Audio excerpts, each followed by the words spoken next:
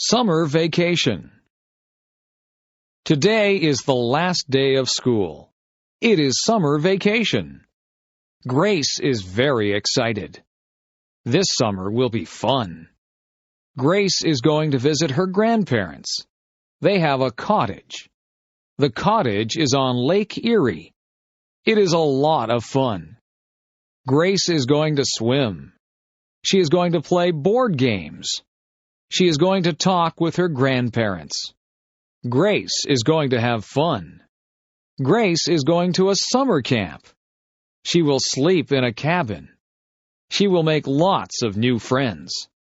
Grace will learn campfire songs. Camp will be fun. Grace is going to Cape Cod with her parents. We are going for 2 weeks. We are going to drive. Grace will see the ocean. Cape Cod will be beautiful. Summer vacation is fun.